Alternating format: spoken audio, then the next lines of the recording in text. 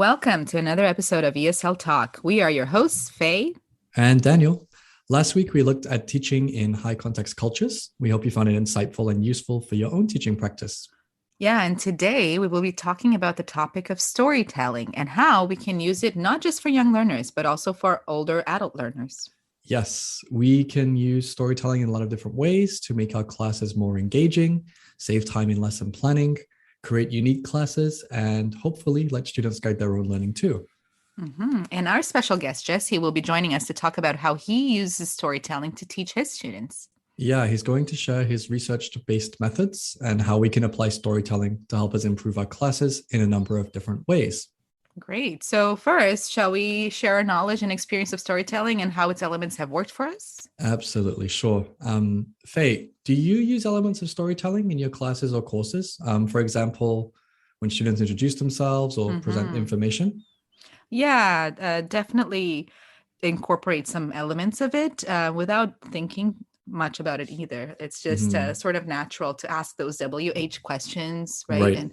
And often like guide students to add information so that they're actually giving you a full picture of something. And I find that that comes a lot from storytelling, right? You want to know who they are, Yeah. what their story is. So yeah, those simple WH questions and always making sure they add a because or why, like a reason for what they say. And I find that that is already sort of like a glimpse into what storytelling would be if they ever get into that. True. And it's very cultural too, I find.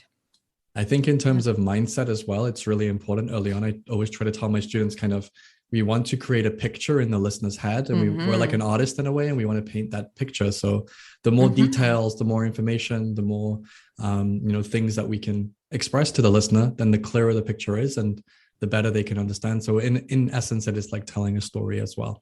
Yeah, exactly. Yeah. And you do have to help students sometimes with that because it can be quite cultural, like things that are and aren't appropriate to say when you're introducing yourself or asking people questions and things like that. So we talked about that a little bit last week We in did. our episode about high context cultures. So yeah, there's definitely something that plays a role here.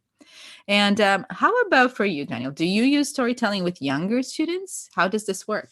Yeah, so I do have a very small select group of young students that I teach storytelling to, and I use that as a lesson type. Generally, it will be kind of the traditional, conventional story book or, some kind of event or tale that we're going to tell. But then beyond that, we get into more kind of technical aspects of English, so vocabulary, grammar, comprehension activities, questions, some creative kind of critical thinking, depending on the student. And then as well, we try to not just say, this is the story. What could this mean? What does this show? And if I'm going for the very young students, it's what color is this? What day of the week is it? What time of day is it? So again, those W questions, like you mentioned, just to get them thinking and going a little bit deeper. And, the character looks sad. When was the last time you felt sad? Or the character looks very annoyed. When was the last time you felt annoyed? Doesn't always have to be negative expressions, but of course it can be. So there's lots of different ways you can incorporate other elements of English into storytelling. And I think vice versa as well, especially at the adult level. So Faye, have you ever had adult learners create full stories in class? Did you find that they were open to that and receptive to that? Yeah, I find that with adult learners, and we've talked about this a few times before, it's like they need to understand why you're doing things to be more open to it. Right. So I found they were most receptive to it first when we were using it to practice language, specifically to practice, let's say, past tenses, or even future tenses or predictions and conditional. So if you kind of give them that focus, I find that they are more open to getting into it. Also, I've used it as a way to like as a group activity. Those where you write the beginning of a story and then they fold the paper and the next person continues and stuff like that. So making it into sort of like an activity and a game, which we know adults enjoy just as much as the kids do. Oh yeah, we all do. And so I find that there are ways to kind of trick them into it, but I honestly find that I don't like to say that, but it feels almost like you have to trick them into it because if you come in in my experience, if I come in and I just say, okay, today we're going to write a story, they're like, oh, you're going to hear those groans and, grunts from Right. from the group. I don't know if that's been your case as well. Yeah, definitely. That would probably Yeah. just be from me, maybe if I presented a lesson like that. Yeah, exactly. Yeah, I think as well, trying to pitch it in a way that it's more interactive and more hands-on, I think that definitely would be more receptive as well. But what activities do you use or have you used that help students guide and create their own learning? So one thing that really helped me is, have you seen those story cubes before? They're like playing dice, Okay. but for stories. They're used in like schools and for children mostly. But like the dice will have like a picture on them, or so one of them can be used for the setting, and the other one can be used for like feeling. So there are different sets you can buy. So the student will roll the dice, and he has to tell a story based on the two things he gets. And you can use it to also do like that whole team activity, group teamwork activity, where they're telling the story together. So you start with a student rolling, and then they make a paragraph from that, and then the other student continues and stuff like that. So I find that helps because it gives them some guidance for where to start the story. And I can speak from experience. Whenever I was in school, and the teacher would just say, like, write a story about a murder, and you're like, oh, there's just not much to go on, right? We need some So input. yeah, so I find that helps. Starting with pictures really helped. What I used to do as well is get really interesting pictures and have the students tell the story about what happened before, what is happening during that picture, like when the picture was taken, and what's going to happen after. And then always using those WH questions to guide them, like who are they, where are they, why are they doing that, right? Right. So I find that those types of activities, pictures, making it very visual. How about for you? Do you have any other tools you use? Two things that come to mind that I've used that work really well. The first one is to have a video. So like in the background, you have a video of a couple arguing, or I don't know, two characters having a heated discussion, but there's no sound. Yeah, So I you love don't that. know what the dialogue is. So by pairing students and getting them to watch the video a couple of times, and you can give Right. different videos to different students, and just presenting that as a kind of a, it's not exactly a presentation, but it's more just an expression of their interpretation of it. I think that's a really fun activity, which I love doing, and I enjoyed doing myself when I was doing teacher training, and I think students love that too. The second one to do as well is kind of comic strips. So having some scenarios, having some different topics that students can choose from. And again, the first one or two slides or the first couple of pictures on the storyboard are done. And they can either do it individually, where they write their own stories and submit them. And you can do that digitally, so it presents on the screen or in front of you, or doing it as a group where you have a whiteboard, a flip chart with a storyboard, and they have to create a storyboard as well. I think that's really nice. And you can use some conventions or some aspects of the class. Maybe if you've been talking about, narrative writing or, persuasion, these kinds of things, we can incorporate that into a story as well. So those are a couple of things that come to mind, but obviously it depends on the level of control that you want over your class and over your students. So how much control do you think that teachers should have when they're doing these kind of activities? Yeah, you touched on a good point there, because we do have those ideas, sort of like a springboard for them. But then sometimes we also want to have a specific language point come out, right? So I find that it's better, like best stories come out when we don't have that much control. So it really depends on the focus. If you want them to just be creative and write a really cool story that they'll have fun writing, maybe we shouldn't have as much control, other than to just facilitate and help them when they get stuck with their ideas. But if your focus is on using stories for the language purpose, then I find that it's good to sort of limit what they shouldn't be using, and then kind of doing the correction afterwards and all that. But I'm really against doing immediate feedback or giving feedback as the students are trying to come up with ideas. Just like with a speaking activity, we've talked about this as well before. You don't want to be, as the student is speaking, be correcting their grammar. It's like, oh, no, you should say she said. right? You don't want to interrupt that flow. And I find that that's kind of the same for when they're producing a story. Right. What do you think? Yeah, I agree with a lot of what you said there. I think depending on how specific or how controlled you want the activity to be, that's going to depend on how we should do that. But I would say that if it's a specific goal that you have for the lesson, then definitely give your input, give your feedback, keep them on track and guide them, because there can be a tendency with storytelling and using stories where, people can just go anywhere and all over the place. And we might want that sometimes, but we need to make sure that if our focus is to get to a certain stage, that everyone gets to that stage. So it just depends on your outcomes and your goals and your objectives for that lesson, I would say. Yeah, we already kind of mentioned that too, and you just said that too, using it as language work.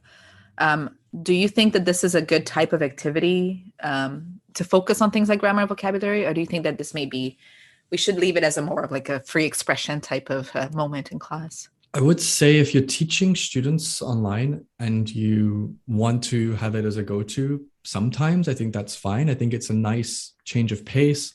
It's a little bit less intense. It's more of that subconscious learning that we talked about before. I think with younger learners, it's definitely useful and it has validity, and you can get into these kind of things because I do it myself.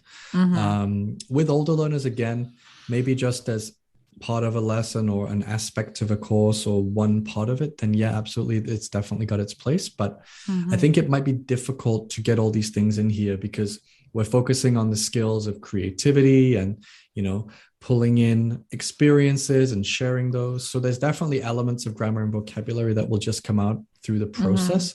But I'm not sure if it's a real focus on grammar or vocabulary. It's more a skills-based and a creative activity. What do you think? Yeah, I think it could be a really great way to focus on language that the student produces rather than us prescribing what they should be using. Right. I find that this is a really great activity, even for to diagnose what some potential issues might be. So at the beginning of a session, right? And also to kind of show students, positively reinforce them. So to kind of show them good things they've produced. So we often focus on mistakes, and after we do an activity like this, we might put the mistakes up on the board, and that's great. I've done that. I do that as well.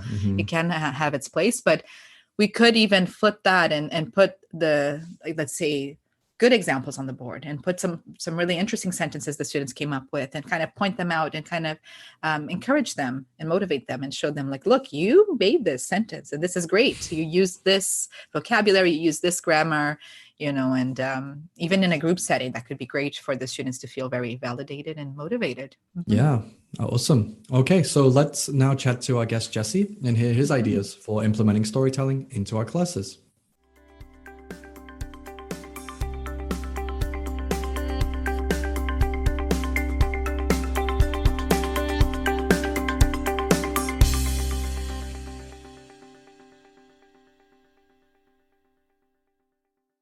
Hi, Jesse. Thanks for joining us on ESL Talk today. Hi. Yes, nice to be here. Thank you. It's great to have you with us today, Jesse. It's a pleasure to be here. Great. So first of all, could you first share a little about your journey so far and where you are today on your teaching world? Yes. Yeah. Okay. So I went traveling and decided I want to do more of this. So got back to Sydney, did my CELTER, started teaching at a university preparation school, worked there for 2 years, academic English, topics were environmentalism, and then fell in love with another teacher who I'd met during the CELTER, my wife now. Nice. And we went to Armenia, taught a bit in Armenia, where very different experience. I was at a high school there, no textbooks.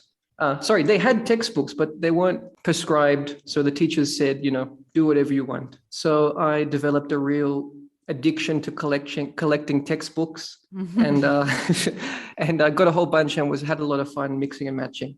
Nice.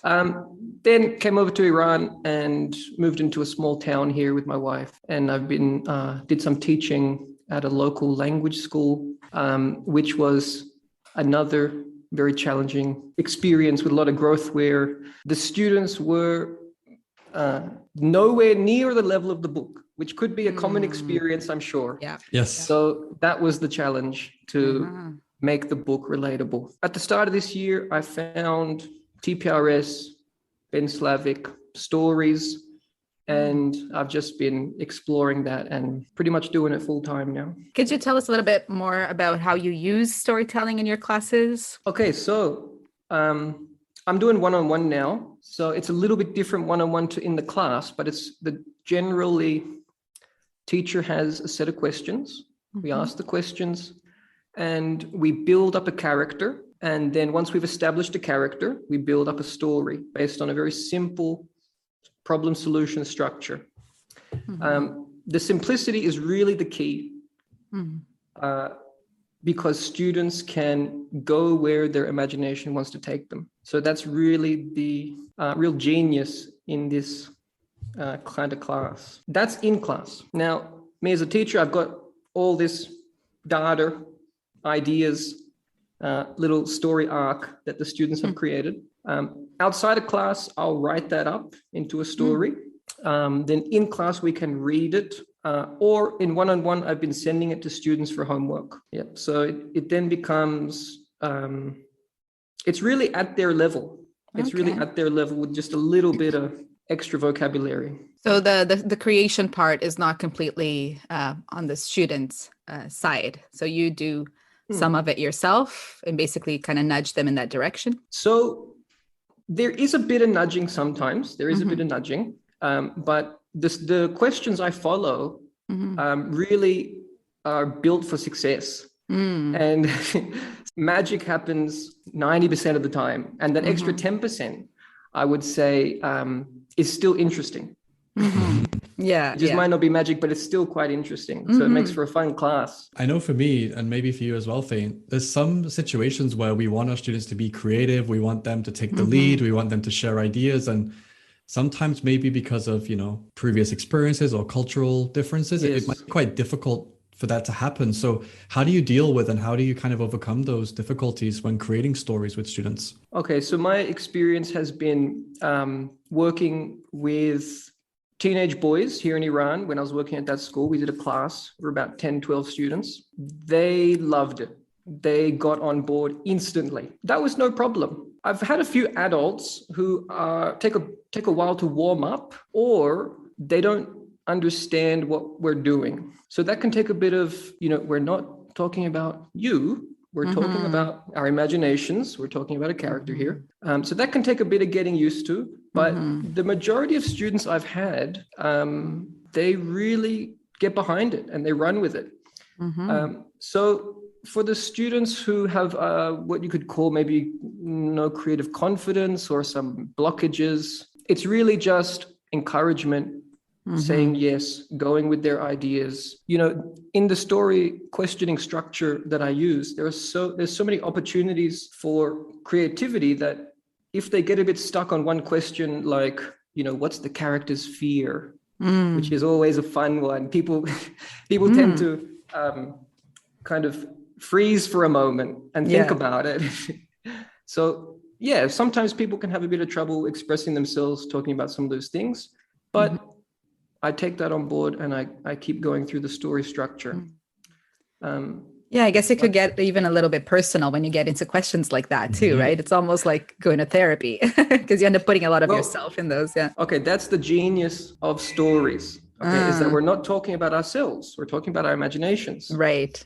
So it gives people a kind of freedom that I haven't seen in my classrooms before story class. And, sometimes the students on their first time, they'll start building their character and it's all fine and we're smiling. And then I say, what's the fear? And then they freeze and they say, oh, I was just talking about myself. Exactly. I was building a character based on myself. I said, no. Yeah. This is our imagination. We're going off wherever we would like to go. Yeah, it can be very freeing for them for sure. It's quite interesting, actually. And I think subconsciously as well, students probably tell us a lot about themselves without even realizing through these activities. So it's a very interesting approach. So what are some memorable stories you've made with students, some particular ones that stick out in your mind, obviously without revealing the Yes. students themselves. No, no.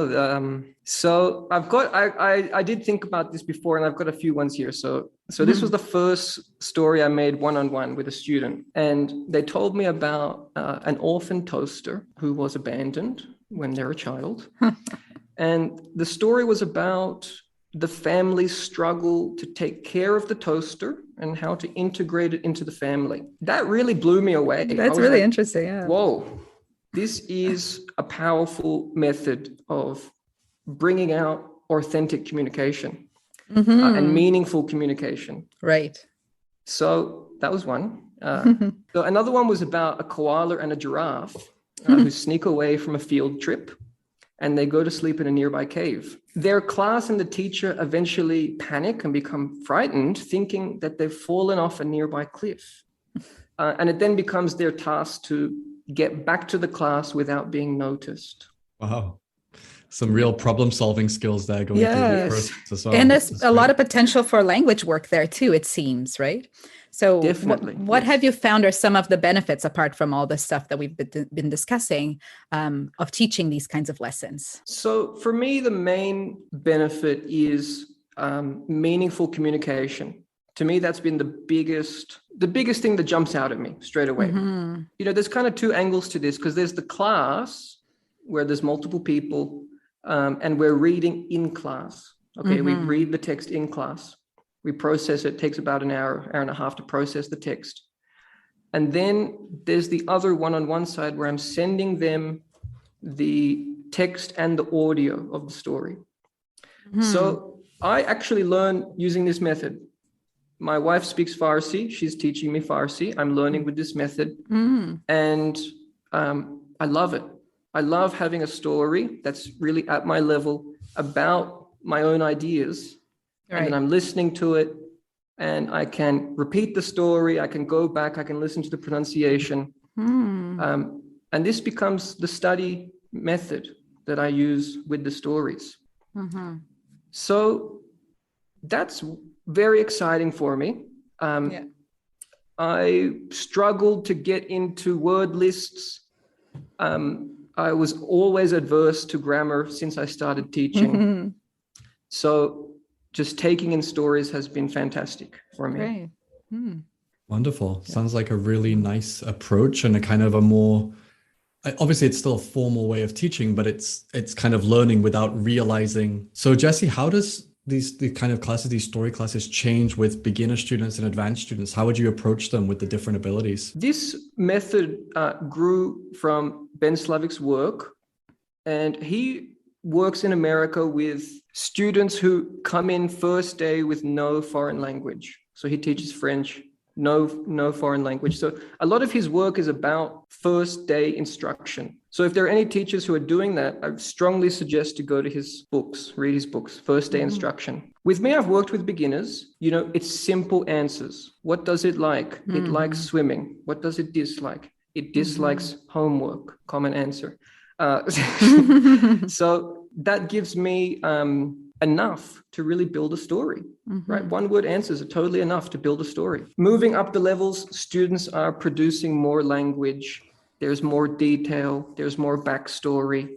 You know, there's more complex plots happening, which means more information for the teacher. The text becomes longer, and it becomes a bit more of a task to create the story. So I avoid working with advanced students for that reason, because I think this method is actually beyond them. I think if you're an advanced student, you're able to interact with authentic texts. So I see this method as really being a kind of beginner to intermediate, and really sitting in that kind of range. Yeah, it makes sense. And the way you can tailor the questions, I guess, makes it suitable for most levels. Now, you mentioned Ben Slavik's work. So could you just maybe mention again where people can learn more about story classes and some materials you recommend teachers do some reading on? Sure. So he has two fantastic books, Ultimate CI 1 and 2. They are very practical. They take you through the steps in a very kind of methodical way. And they also have some articles towards the end where he talks about what are we doing in a language class? What was our purpose here? How do people learn languages? And how can we best align our techniques with that? Definitely for anyone interested in going deeper, those 2 books, $60, fantastic purchase. And apart from that, from reading those books, what other advice would you give to new teachers or those who are just starting out, maybe teaching online or using storytelling? Advice for new teachers. I think if you're jumping into this, there's going to be a bit of letting go of old habits. So I don't correct mistakes in class, because why would I? I'm going to create a text for them that will be in perfect native English. And they'll be able, and then we'll go through that together. So why would I correct mistakes? And that also is a shift in stopping listening for mistakes, which is a common thing I think teachers get into, where they're, that's true. Where's the mistake here? Whereas doing this work, it's really about, where is the student taking the story? What are they trying to communicate here? Sometimes when there's a communication breakdown, grammar mistakes or vocabulary mistakes, and I find myself not understanding what they're saying, I have to go back and check, okay, what's this character like?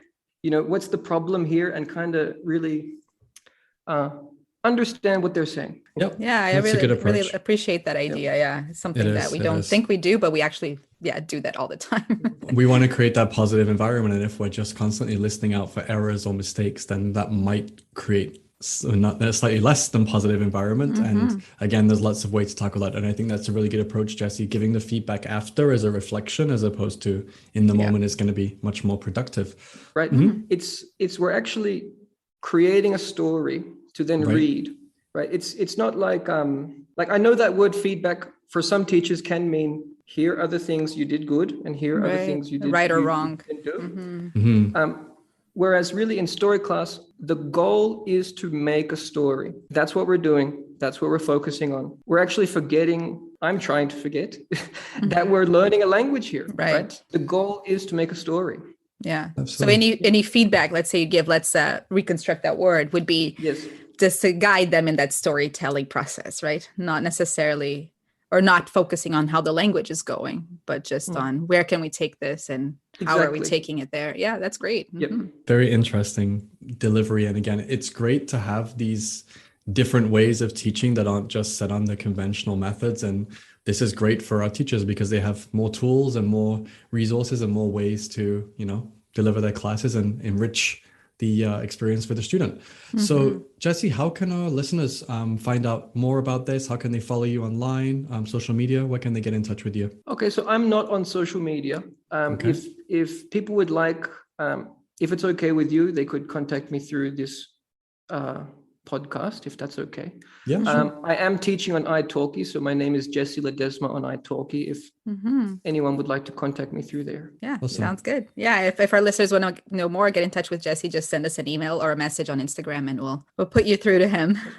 Very wonderful. Great. Thank you so much, Jessie. Thanks for your time today. Okay, yeah, thanks for being here. Yeah, thank you. Worries. Jessie, thanks for such an insightful and interesting approach to teaching and how we can apply this in a number of different ways. Jessie actually asked us to put his email into the show notes, so feel free to take a look if you want to contact him and find out more. For sure. And this is a really interesting approach to teaching, and it's another great tool for our teaching toolbox. So don't hesitate to reach out to any of us if you want to discuss this further. Yeah, hopefully after listening, you might start to use this element or elements of this episode today. Yeah, don't forget to get in touch with us on Instagram at ESL Talk Podcast, or send us an email to esltalkpodcast@gmail.com. And you can also find us individually on Instagram. You can find me at Learning with Faye. Remember that Faye is F-E-Y. Or I'm Daniel Teacher. So we'll see you next week for another new episode of ESL Talk. Thanks as always for listening. Bye-bye.